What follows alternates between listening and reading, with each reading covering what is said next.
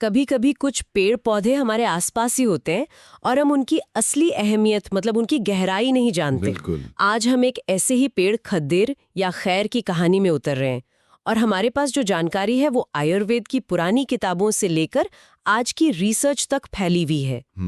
तो चलिए मिलकर इसके रहस्यों को परत दर परत खोलते हैं। जरूर। और ये यात्रा बहुत दिलचस्प है क्योंकि खदिर सिर्फ एक जड़ी बूटी नहीं है।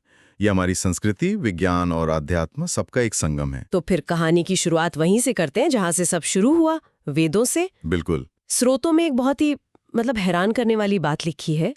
अथर्ववेद में इसे एक आधार वृक्ष माना गया है। जी। यानी एक ऐसा पेड़ जिस पर अश्वत्थ मतलब पीपल जैसा पवित्र वृक्ष भी उगता है। ये तो बहुत ऊंचा दर्जा हुआ। बहुत ऊंचा। और इसी पवित्रता के कारण इसे एक बहुत खास नाम मिला।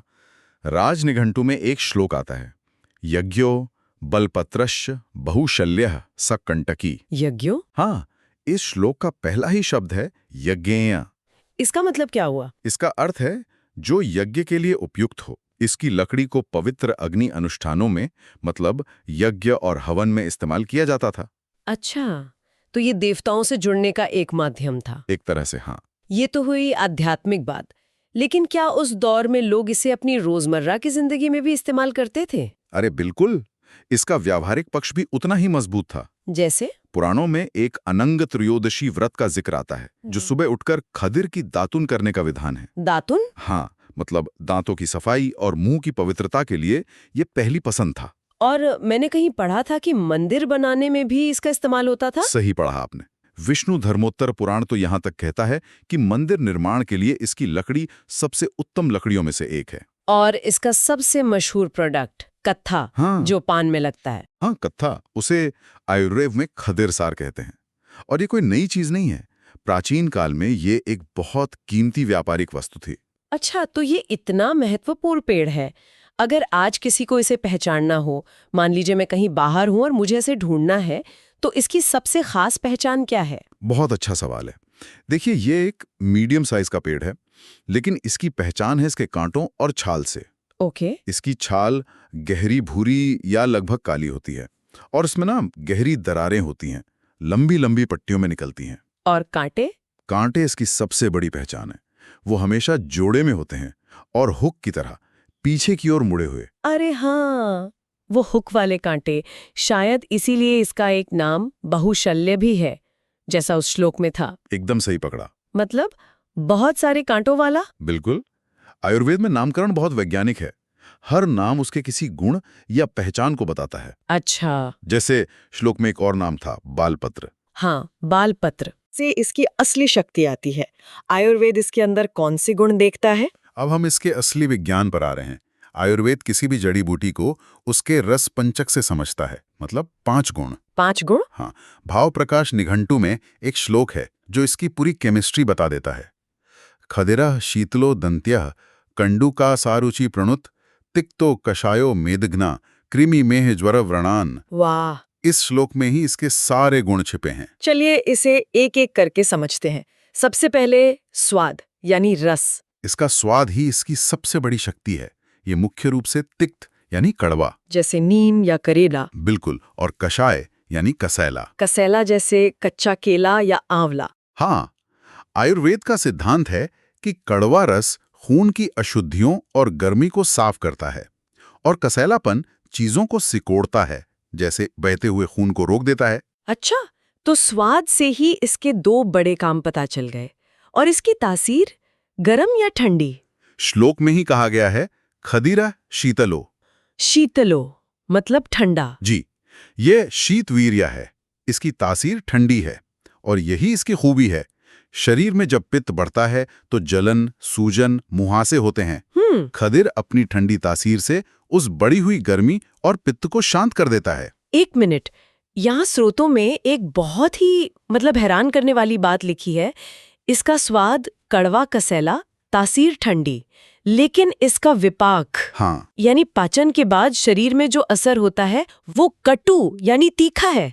ये तो एकदम उल्टा लगता है। बिल्कुल, और यही खदिर की अद्वितीयता है। ये कैसे काम करता है? मतलब खाते समय ठंडा पर अंदर जाकर गर्म असर? यही इसका विज्ञान है।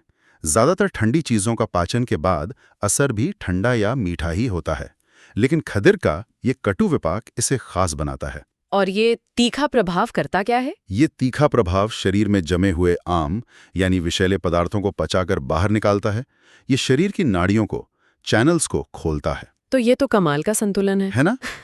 एक तरफ अपनी ठंडी तासीर से पित्त को शांत कर रहा है और दूसरी तरफ अपने तीखे विपाक से कफ और आम को साफ कर रहा है। अद्भुत। तो अब हमने इसके स्वाद, तासीर और पाचन के बाद के प्रभाव को समझ लिया। इन सब गुणों के कारण शरीर में जाकर ये असल में करता क्या है? इसके मुख्य कर्म या एक्शन क्या हैं? इन्हीं गुणों की वजह से आयुर्वेद ने इसके कुछ मुख्य कर्म निर्धारित किए हैं। इसका सबसे बड़ा और सबसे प्रसिद्ध कर्म है रक्त शोधक, खून को साफ करने वाला। बिल्कुल।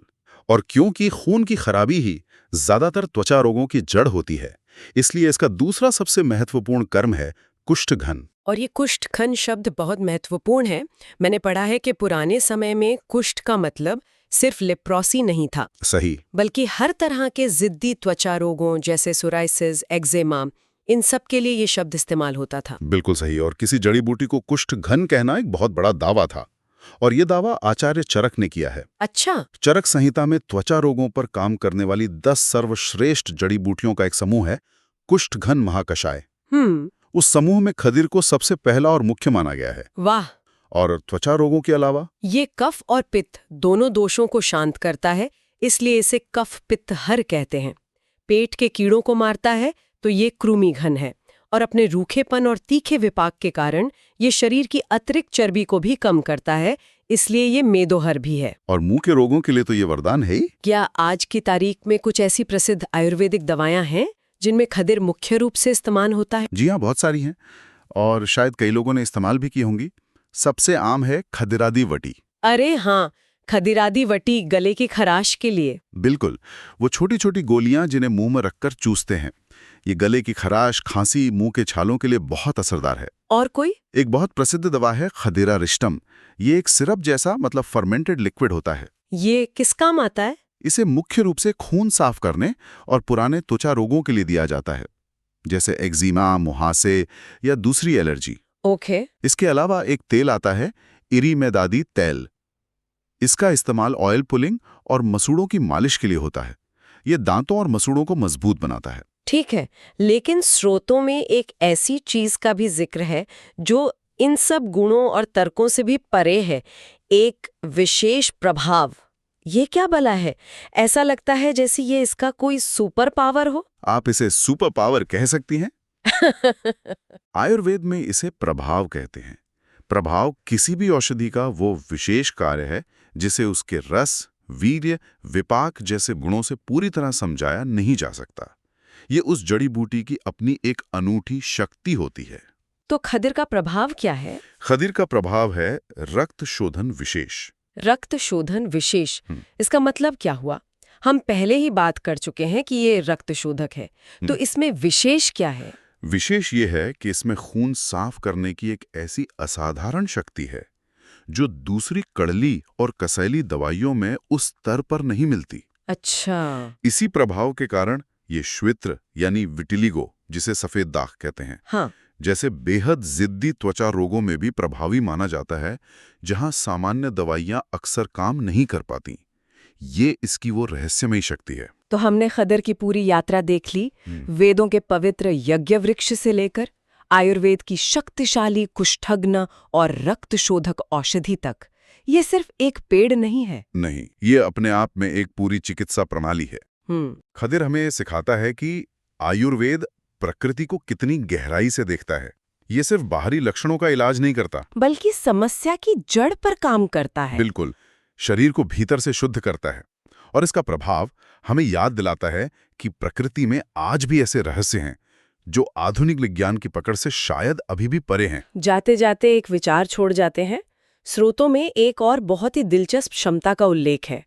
खदिर में स्थावर विष प्रतिघात की शक्ति है। जी। इसका मतलब है कि ये दूसरी वनस्पतियों से मिलने वाले विष का असर खत्म कर सकता है, यानी ये एक एंटीडोट के तौर पर भी काम कर सकता है। हाँ, ये कि बहुत बड़ी संभावना की ओर इशारा करता है। ये बात सोचने पर मजबूर करती है कि हमारे जंगलों में पौधों के बीच उनके जहर और उनकी काट के बारे में कितना प्राचीन ज्ञान अभी भी खोजे जाने की प्रतीक्षा कर रहा है।